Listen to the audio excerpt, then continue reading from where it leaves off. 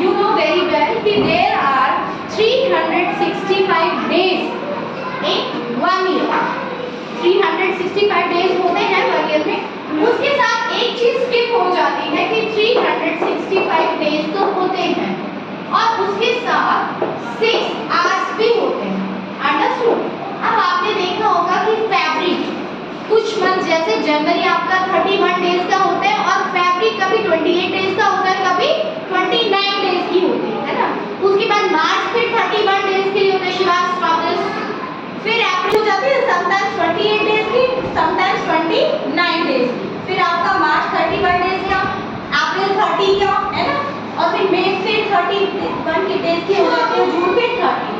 तो ये प्रोसेस चलता रहता है. बाकी सारे जो मंथ्स हैं 31 डेज होते हैं या 30 डेज होते हैं, लेकिन एक फैब्रिक ऐसा मंथ है जिसमें कभी वो 28 डेज की होती है और कभी 29 डेज की. ऐसा क्यों होता है?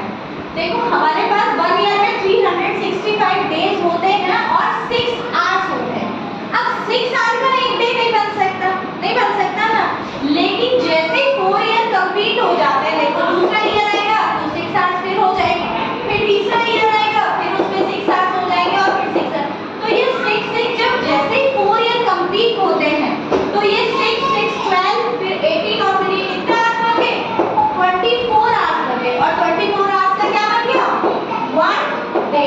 आपको पता है 1 डे में 24 आवर्स होते हैं. तो जैसे ही 24 आवर्स कंप्लीट होते हैं ये एक दिन बन जाता है. और एक दिन बन जाता है तो फैब्रिक आपके कितने डेज की हो जाएगी? फिर 29 डेज की. यानी जिन ईयर्स में, जैसे अभी आपका ईयर कौन सा चल रहा है? 2024 है ना. तो 2024 जिन ईयर्स में 4 का डिवाइड चला जाता है उन ईयर्स में फैब्रिक जो है वो 29 डेज की. अभी इसमें जो अभी हमारा रनिंग मंथ है उसमें कैलकुलेट करके देखते हैं. 4 का डिवाइड करिए आप. 4 5 जा 20. ठीक है. आपने 2 कॉपी किया, 0 लगाया, फिर 24 हो गया. तो 4 6 जा 20. आपने देखा 4 का डिवीजन पूरा चला गया. 2024 ईयर है हमारा दिस. तो इसीलिए दिस ईयर जो फैब्रिक जो थी वो 29 डेज की.